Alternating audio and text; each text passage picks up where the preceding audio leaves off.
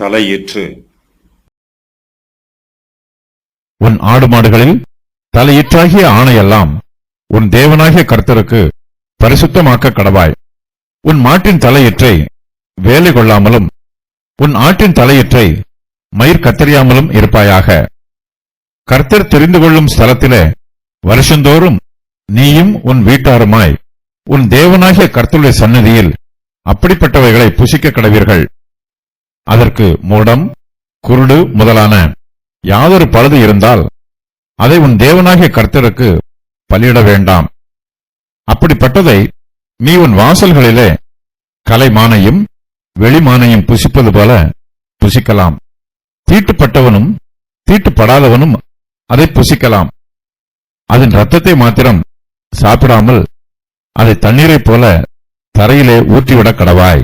மந்தையின் தலையீற்றுகளை பற்றிய பிரமாணம் இந்த வசன பகுதியில் மறுபடியுமாய் சொல்லப்பட்டிருக்கிறது.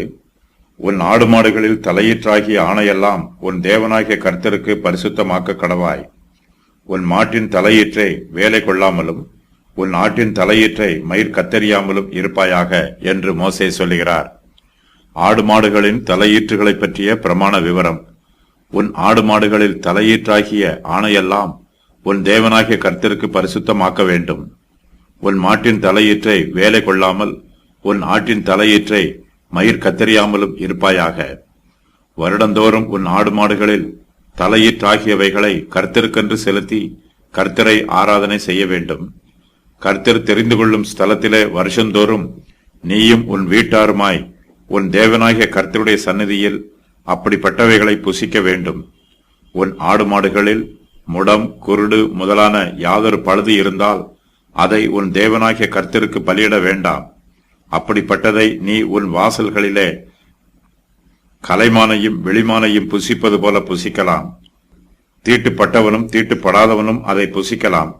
அதன் இரத்தத்தை மாத்திரம் சாப்பிடாமல் அதை தண்ணீரைப் போல தரையிலே ஊற்றிவிட வேண்டும். தலையீற்றுகளை பற்றிய பிரமாணம் யாத்திராகமம் 13:1-2 ஆகிய வசனங்களில் சொல்லப்பட்டிருக்கிறது. அதன் விவரம் வருமாறு: முதற்பேறு அனைத்தும் கர்த்தருடையது. கர்த்தர் எகிப்து தேசத்திலே எகிப்தியரின் முதற்பேறு அனைத்தையும் அழித்து போட்டார். இஸ்ரவேலரின் முதற்பேறுகளை கர்த்தர் பாதுகாத்தார். ஆகையினால் முதற்பேறு அனைத்தும் கர்த்தருடையது. முதற்பேறு அனைத்தையும் இஸ்ரவேல் புத்திரர் கர்த்தருக்கு பரிசுத்தப்படுத்த வேண்டும். கர்த்தர் மோசேயை நோக்கி, இஸ்ரவேல் புத்திரருக்குள் மனிதரிலும் மிருக ஜீவன்களிலும் கற்பம் திறந்து பிறக்கிற முதற்பேறு அனைத்தையும் எனக்கு பரிசுத்தப்படுத்து, அது என்னுடையது என்று சொல்லுகிறார். எனக்கு பரிசுத்தப்படுத்து என்னும் வாக்கியம் பாவத்திலிருந்து சுத்திகரிப்பது என்றோ அல்லது பழைய மனுஷனை களைந்து போடுவது என்றோ பொருள்படாது. தேவனுடைய பரிசுத்த காரியங்களுக்காக மனுஷருடைய தலைப்பிள்ளைகளையும் மிருகங்களின் தலையீற்றையும் வேறு பிரிக்க வேண்டும் என்பது இதன் பொருளாகும். கர்த்தர் நமக்கு முதன்மையானவராகவும் மேன்மையானவராகவும் இருக்கிறார். அவரே நமக்கு விசேஷமானவர். நம்முடைய குடும்பத்தில் நமக்கு முதற்பேறுகள் முக்கியமானவை, அவை விசேஷமானவை. நம்முடைய ஜீவியத்தில் நமக்கு எது முக்கியமானதாகவும் மேன்மையானதாகவும் விசேஷமானதாகவும் இருக்கிறதோ அதை கர்த்தருக்கு ஒப்புக் கொடுக்க வேண்டும். இஸ்ரவேல் ஜனத்தாருடைய குடும்பங்களில் அவர்களுக்கு பிறக்கிற முதல் பிள்ளைகள் அவர்களுக்கு மிகவும் விசேஷமானவர்கள். தலைப்பிள்ளைகள் குடும்பத்திற்கு சந்தோஷத்தையும் நம்பிக்கையையும் கொடுக்கும். ஆகையினால் அந்த முதற் பெயர்கள் தம்முடையது என்று கர்த்தர் சொல்லுகிறார். பரலோகத்தில் பெயர் எழுதியிருக்கிற முதற் பெயரானவர்களின் சர்வ சங்கமாகிய சபையினிடத்திற்கும் யாவருக்கும் நியாயாதிபதியாகிய தேவனிடத்திற்கும் பூரணராக்கப்பட்ட நீதிமான்களுடைய ஆவிகளிடத்திற்கும் புது உடன்படிக்கையின் மத்தியஸ்தராகிய இயேசுவினிடத்திற்கும் ஆபேலுடைய இரத்தம் பேசினதை பார்க்கிலும் நன்மையானவைகளை பேசுகிற இரத்தமாகிய தெளிக்கப்படும் இரத்தத்தினிடத்திற்கும் வந்து சேர்ந்தீர்கள். எபிரெயர் 12:23-24. தம்முடைய குமாரன் அநேக சகோதரருக்குள்ளே முதற் பேரானவராய் இருக்கும் பொருட்டு தேவன் எவர்களை முன்னறிந்தாரோ அவர்களை தமது குமாரனுடைய சாயலுக்கு ஒப்பாய் இருப்பதற்கு முன் குறித்திருக்கிறார். எவர்களை முன்குறித்தாரோ அவர்களை அழைத்தும் இருக்கிறார். எவர்களை அழைத்தாரோ அவர்களை நீதிமான்கள் ஆக்கியும் இருக்கிறார். எவர்களை நீதிமான்கள் ஆக்கினாரோ அவர்களை மகிமைப்படுத்தியும் இருக்கிறார். நம்முடைய ரட்சிப்பின் அனுபவம் மறுபடியும் பிறக்கும் அனுபவமாயிருக்கிறது. நாம் பரலோகத்தில் இருந்து பிறக்கும் வல்லமையினால் கிறிஸ்துவுக்குள் மறுபடியும் பிறந்திருக்கிறோம். மறுபடியும் பிறந்த விசுவாசிகள் எல்லோருமே நம்முடைய கர்த்தராகிய இயேசு கிறிஸ்துவுக்கு முதற் பேரானவர்களாய் இருக்கிறோம். இந்த சிலாக்கியம் விசுவாசிகளாகிய எல்லோருக்கும் கிடைத்திருக்கிறது. நாம் கர்த்தருடைய பிள்ளைகளாக இருப்பதினால் அவருக்கு சுதந்திரராகவும் இருக்கிறோம். மறுபடியும் பிறந்த விசுவாசிகளாகிய நாம் கர்த்தருக்கு முதற் பேரானவர்களாய் இருப்பதினால் நாம் கர்த்தருடையவர்கள். கர்த்தருடைய கட்டளையின் பிரகாரம் முதற் பேரானவர்களாகிய நாம் நம்மை கர்த்தருக்கு பரிசுத்தப்படுத்த வேண்டும்.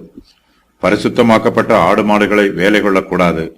அவற்றின் மயிரையும் கத்தரிக்க கூடாது. கர்த்தருக்கு இவை பரிசுத்தமாக்கப்பட்டிருக்கிறது. ஆகையினால் இவை கர்த்தருக்கே உரியது. இவற்றை கர்த்தர் தெரிந்து கொள்ளும் ஸ்தலத்திலே வருஷந்தோறும் அவனும் அவன் வீட்டாரும் புசிக்க வேண்டும். இந்த வசன பகுதியில் மாட்டின் தலையீற்று என்பது பசுமாட்டின் பெண் கன்றுக்குட்டியை குறிப்பிடும். அதுபோல ஆட்டின் தலையீற்று என்பது ஆட்டின் பெண் குட்டியை குறிப்பிடும் வார்த்தையாகும். கர்த்தர் தெரிந்து கொள்ளும் ஸ்தலத்திலே வருஷந்தோறும் நீயும் உன் வீட்டாருமாகிய உன் தேவனாகிய கர்த்தருடைய சந்நிதியில் அப்படிப்பட்டவைகளை புசிக்க கடவீர்கள் என்று மோசே இஸ்ரவேல் புத்திரருக்கு சொல்லுகிறார்.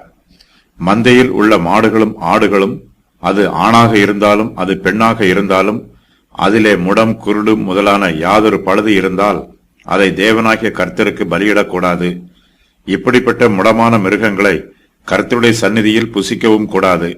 கர்த்தரை கனம் பண்ணுவதற்கு முடம் குருடு முதலான பழுதுள்ள மிருகங்கள் தகுதியற்றவையாக கருதப்படுகிறது. புதிய ஏற்பாட்டு காலத்து விசுவாசிகளாகிய நமக்கு இப்படிப்பட்ட நியதிகள் எதுவும் கொடுக்கப்படவில்லை. நம்மிடத்தில் சரீர பிரகாரமான பழுது இருந்தாலும் நாமும் கர்த்தரை மகிமைப்படுத்தலாம். முடமானவர்களும் அங்கவீனம் உள்ளவர்களும் கர்த்தருக்கு ஊழியம் செய்யலாம். நம்முடைய முடமோ குருடோ அல்லது சரீரத்தில் காணப்படுகிற வேறு எந்த விதமான அங்கவீனமோ கர்த்தருடைய ஊழியத்தை செய்வதற்கும் அவரை கனம் பண்ணுவதற்கும் தடையாய் இல்லை. பழைய ஏற்பாட்டு காலத்தில் ஆடு மாடுகளின் தலையீற்றாகிய ஆண்கள் மாத்திரமே கர்த்தருக்கு பரிசுத்தமாக்கப்பட்டது. புதிய ஏற்பாட்டு காலத்து விசுவாசிகளாகிய நமக்கு இப்படிப்பட்ட பிரமாணம் கொடுக்கப்படவில்லை. ஒரு குடும்பத்தில் தலைப்பிள்ளையாக இருந்தாலும் அல்லது அது கடைசி பிள்ளையாக இருந்தாலும் எல்லா பிள்ளைகளும் கர்த்தருக்கு ஊழியம் செய்யலாம். அந்த பிள்ளை ஆண் பிள்ளையாக இருந்தாலும் பெண் பிள்ளையாக இருந்தாலும் அந்த பிள்ளைக்கு கர்த்தருடைய ஊழியத்தை செய்ய தடை எதுவும் இல்லை.